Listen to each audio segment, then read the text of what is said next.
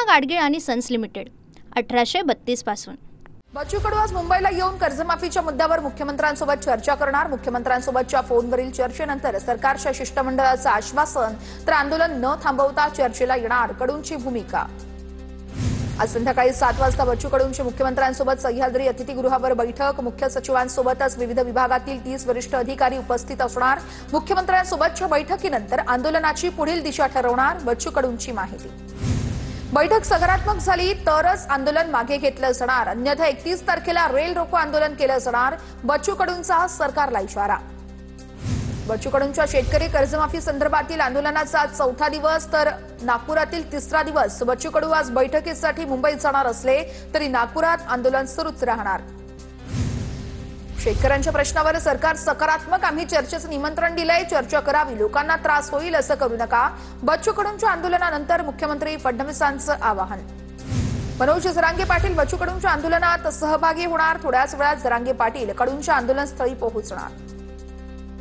बच्चू कडूंच्या आंदोलनाला काँग्रेसचं समर्थन। मल्लिकार्जुन खरगे आणि राहुल गांधी यांच्याकडून बच्चू कडू यांच्या आंदोलनाला समर्थन।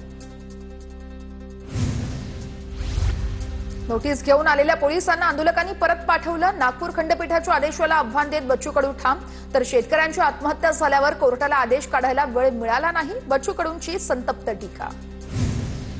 मुख्यमंत्री फडणवीसांनी रडीचा डाव सुरू केलाय। 7/12 कोरा करायचा नाही हे सरकारनं ठरवलंय, आगे आगे देखो होता है क्या, नागपुरात राजू शेट्टींचा इशारा। सरकार बदलल्याशिवाय फडणवीसांना शांत बसू देणार नाही, वाम मार्गाने फडणवीसांनी डाव उधळवलाय। सुरुवात मुख्यमंत्र्यांनी केली, शेवट आम्ही करणार, महादेव जानकरांचा हल्लाबोल। 1 नोव्हेंबरच्या सत्याच्या मोर्चासाठी मनसेची जय्यत तयारी। शिवसेना ठाकरे पक्षानंतर आज मनसेकडून देखील प्रेझेंटेशन होणार। राज ठाकरे लावरे तो व्हिडिओ दाखवत पोलखोल करणार। निवडणूक आयोगाविरोधात मुंबईमध्ये 1 नोव्हेंबरला सर्वपक्षीय मोर्चा निघणार। मोर्चाच्या अंतिम नियोजनासाठी आज दुपारी 12:30 वाजता यशवंतराव चव्हाण सेंटरमध्ये बैठकीला शरद पवार, उद्धव ठाकरे, राज ठाकरे, काँग्रेस नेतेही उपस्थित राहणार। गुणरत्न सदावर्ते पोलीस उपायुक्तांची भेट घेणार। 1 नोव्हेंबर रोजी होणाऱ्या विरोधकांच्या मोर्चाला विरोध करण्यासाठी भेट घेणार, तर भेटीमध्ये मोर्चा थांबवण्याची तक्रार करणार असल्याची माहिती। जैन बोर्डिंग प्रकरणामध्ये आज गोखले बिल्डर आणि ट्रस्टी दोन्ही बाजूने प्रतिज्ञापत्र दाखल करण्यात येणार। आज प्रतिज्ञापत्रात अधिकृत व्यवहार मागे घेतात का हे पाहणं महत्त्वाचं ठरणार। जैन बोर्डिंग प्रकरणामध्ये आज धर्मादाय आयुक्त काय निर्णय देतात याकडे सर्वांचं लक्ष। जैन बोर्डिंग प्रकरणामध्ये रवींद्र धंगेकर आज सकाळी 11 वाजता पोलिसात तक्रार दाखल करणार। जैन बोर्डिंग विक्री व्यवहार प्रकरणातील दोषींवर कडक कारवाई करण्याची मागणी करणार असल्याची माहिती। धर्मादाय आयुक्तांना काही नियम आहेत की नाही, वाटेल तेव्हा बाजूने निर्णय द्यायचा आणि चूक झाल्याचं मान्य करत पुन्हा निर्णय रद्द करणार का? धर्मादाय आयुक्तांकडे संशयाची सुई जाते, धंगेकरांकडून शंका उपस्थित। काला धन किधर है, गोखले बिल्डर, धर्मादाय आयुक्त सगळ्यांची चौकशी झाली पाहिजे, वकिलामार्फत सर्वांना नोटिसा पाठवणार, धंगेकर चांगलेच आक्रमक। संपदाचं हस्ताक्षर आणि सुसाईड नोटवरचं हस्ताक्षर जुळत नाहीये, ही हत्या की आत्महत्या? फलटणचे पोलीस अधिकारी संशयाच्या भोवऱ्यात। महिला डॉक्टर मृत्यू प्रकरणी सुषमा अंधारेंचा आरोप। फडणवीस तुम्ही राजकारण करा, पण न्यायमूर्ती कधीपासून बनलात? रणजित निंबाळकरांना दिलेल्या क्लीन चिटवरून लक्ष्मण हाकेंचा मुख्यमंत्र्यांवर निशाणा।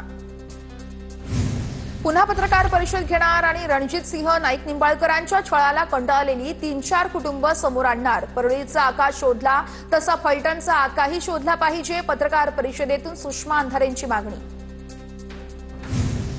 डॉक्टर मुंडेंच्या आत्महत्येच्या चौकशीच्या मागणीसाठी डॉक्टर राज्यभर आंदोलन करणार। राज्य वैद्यकीय डॉक्टरांच्या संघटनेचा काम बंदचा इशारा। सोमवारपासून काम बंद आंदोलन केलं जाणार। बीडमध्ये अजित पवारांच्या स्वाक्षरीचं बनावट पत्र सादर केलं। माजलगावच्या व्यक्तीवर बीडमध्ये गुन्हा दाखल। अशोक वाघमारेविरुद्ध गुन्हा दाखल, पोलिसांकडून पुढील तपास सुरू। मंत्री कोकाटेंच्या बदनामी प्रकरणी पोलिसांचा कोर्टात अहवाल सादर। कोकाटेंचा रम्मी खेळतानाचा व्हिडिओ रोहित पवार यांनी केला होता शेअर, तर रोहित पवार यांनी माफी मागितली नाही म्हणून कोकाटे यांच्याकडून नाशिक कोर्टात अब्रू नुकसानीचा दावा दाखल। कोर्टाच्या निकालाकडे सर्वांचं लक्ष। महापालिका निवडणुकीसाठी काँग्रेसकडून इच्छुक उमेदवारांकडून अर्ज मागवण्यास सुरुवात। 2 दिवसात 450हून अधिक इच्छुकांचे अर्ज। आज नवी मुंबईमध्ये गणेश नाईकांचा जनता दरबार। विष्णुदास भावे नाट्यगृहामध्ये जनता दरबाराचं आयोजन। भाजपचे खासदार नारायण राणे यांचा आज जनता दरबार भरणार. रत्नागिरीमध्ये 11 वाजता जनता दरबाराचं आयोजन. गँगस्टर निलेश घायवळ भूमाफियाही असल्याचं समोर. घायवळने 2022 ते 23 या काळामध्ये 12 जणांकडून 58 एकर जमीन विकत घेतल्याचं उघडकीस. तर गुन्हेगारीतून मिळवलेला पैसा वैध दाखवण्यासाठी जमिनीचा व्यवहार केल्याचा पोलिसांचा संशय. नांदेडच्या नायगाव पंचायत समितीचे 9 गृहनिर्माण अभियंता कार्यमुक्त आमदार राजेश पवार यांच्यासमोर घरकुल योजनेमध्ये लाच घेतल्याची कबुली. जिल्हा परिषदेच्या मुख्य कार्यकारी अधिकाऱ्यांचे कार्यमुक्तीचे आदेश. बीडमधील महेश सहकारी कारखान्याचे लायसन्स रद्द. सुरेश धस यांनी खासगी कारखाना सुरू करण्यासाठी लायसन्स रद्द केलं. माजी आमदार भीमराव धोंडे यांचा आरोप. तर उद्या धोंडे आंदोलन करणार. शक्तीपीठ महामार्गाच्या मोजणीसाठी आलेल्या अधिकाऱ्यांना शेतकऱ्यांनी रोखलं. सांगलीच्या कवलापूरमधून शेतकऱ्यांनी अधिकाऱ्यांना पिटाळून लावलं. जमीन मोजणी होऊ देणार नाही, शेतकऱ्यांची भूमिका.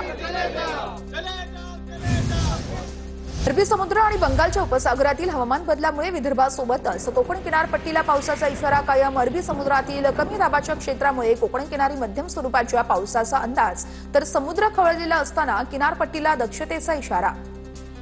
मोन्था चक्रीवादळामुळे राज्यभरातील 7 मासेमारी बोटी गेल्या 5 दिवसांपासून बेपत्ता. बोटी समुद्रात भरकटल्यामुळे त्यांच्याशी संपर्क साधणंही कठीण. तटरक्षक दलाला बोटीचं लोकेशन मिळेना. मुंबईमध्ये आज पावसाची शक्यता. तर रायगड, रत्नागिरी, पालघर आणि सिंधुदुर्ग जिल्ह्यांसाठी येलो अलर्ट. बंगालच्या उपसागरावरती घोंगावत असलेल्या मोन्था चक्रीवादळाचा परिणाम राज्यावर.